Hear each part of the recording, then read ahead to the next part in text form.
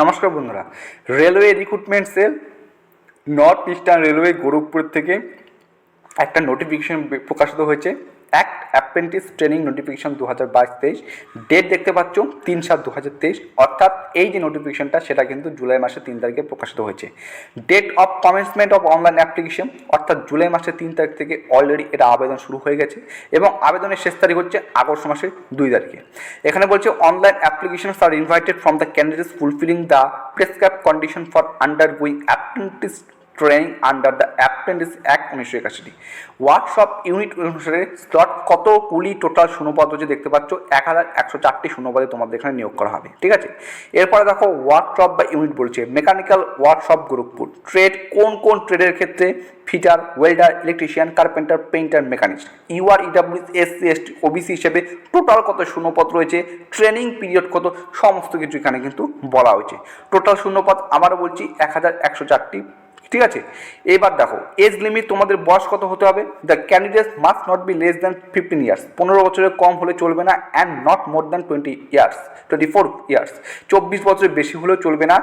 2/8/2023, অর্থাৎ আগস্ট মাসের 2 তারিখ অনুসারে তোমার বয়স 15 বছরের নিচে কিংবা 24 বছরের বেশি হলে চলবে না। এসসি এসটি প্রার্থীরা এবং ওবিসি প্রার্থীরা এই রিল্যাক্সেশন অবশ্যই পাওয়া যাবে, সেটা কিন্তু ওখানে বলা হয়েছে। কোয়ালিফিকেশন, শিক্ষাগত যোগ্যতা তোমাদের বলছে the candidate should have already pass the prescribe qualification high school 10 with minimum 50% mark. মাধ্যমিক পাস হতে হবে, মাধ্যমিকে 50% নম্বর তোমাকে অবশ্যই থাকতে হবে এবং এর পাশাপাশি ITI in notified trade on the date of issue notification এবং আইটিআই পাস তোমাকে থাকতে হবে। ঠিক আছে, এটা কিন্তু লাগবে, অর্থাৎ শুধু মাধ্যমিক পাস নয়, মাধ্যমিকে 50% নম্বর প্লাস আইটিআই। ফিজিক্যাল স্ট্যান্ডার্ড এখানে বলেছে একটু দেখে নেবে। প্রসেসিং ফি এখানে বলছে 100 টাকা। এসসি এসটি ইডাব্লিউএস প্রার্থী, ওমেন প্রার্থীর জন্য কোনো রকম প্রসেসিং ফি এখানে লাগবে না। মোড অফ অ্যাপ্লিকেশন, কীভাবে অ্যাপ্লিকেশন এটা এখানে দেওয়া আছে। এর পাশাপাশি মোড অফ সিলেকশন, তোমাদের এখানে কিভাবে সিলেকশন করা হবে। Selection of the eligible candidates for imparting training under the apprentice act, তোমরা জানো এখানে কিভাবে নিয়োগ করা হয়। এখানে বলছে taking the average of percentage of marks obtain by the candidates in both matriculation with minimum and ITI, অর্থাৎ আইটিআই এবং মাধ্যমিকে তোমার নম্বরের উপর ভিত্তি করে তোমাকে কিন্তু এখানে সিলেকশন করা হবে।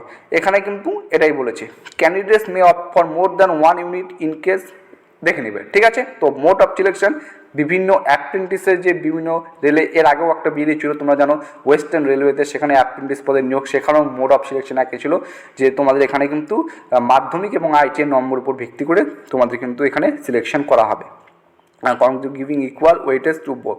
তো এখান থেকে তোমরা এখান থেকে ভালো করে দেখে নেবে। এবং ট্রেনিং পিরিয়ডটা কতদিনের হতে চলেছে এটুকু বললাম। ট্রেনিং পিরিয়ড এই যে এখানে 1 year 1 করে আছে ট্রেনিং পিরিয়ড টাইম, এটা কিন্তু দেখে নেবে। ঠিক আছে, কোন ট্রেডের ক্ষেত্রে বা কত আইটিআই কোন কোর্স করে থাকলে সেখানে তোমার কতদিনে তোমার ট্রেনিং হবে সেটা কিন্তু সেখানে কিন্তু খুব সুস্পষ্টভাবে কিন্তু তুলে ধরা রয়েছে। চলো, এটাই ছিল লেটেস্ট আপডেট। যদি ইচ্ছুক প্রার্থী হয়ে থাকো, মাধ্যমিকে 50% নম্বর থাকে এবং আইটিআই পাস করে থাকো, সংশ্লিষ্ট ট্রেডে থাকে থাকো, অবশ্যই আবেদন করবে। 1104টি শূন্যপদে তোমাদের কিন্তু এখানে নিয়োগ করা হবে। চলো, লেটেস্ট আপডেট দিয়ে রাখলাম। অফিসিয়াল